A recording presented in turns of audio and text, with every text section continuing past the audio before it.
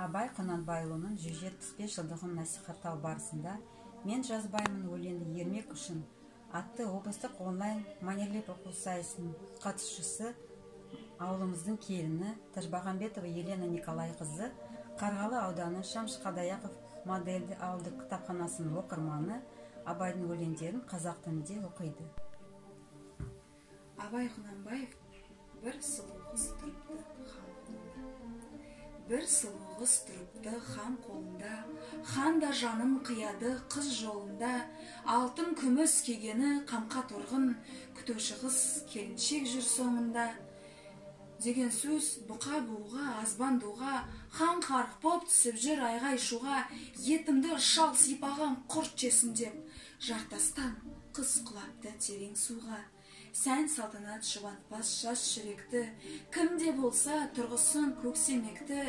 Мезгіл өткен дәуренді қудалаған, не қылсын бір қартайған қу сүйекті.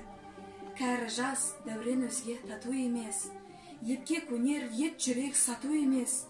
Кімде кім үлкен болса екі мүшел, мал беріп алған менен қатын емес. Есерлер жас қатынды тұтады екен, жас қайғысын білдірмей жұтады екен.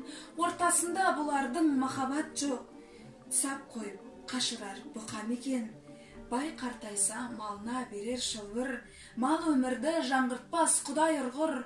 Біреудің қызын алып малға сатып, баяғыны іздеген қандай құрғыр. Қатыным қалай демес сақсақалбай, сонымен дос боп жүрсін япырмай. Қу қатыным айтса мәз боласың, шайтанның шәкіртінің қылығынай. Қартаңбай, тілге сақ бол, тілге көнсең, мүйіз шығар қатынның тілін ерсең.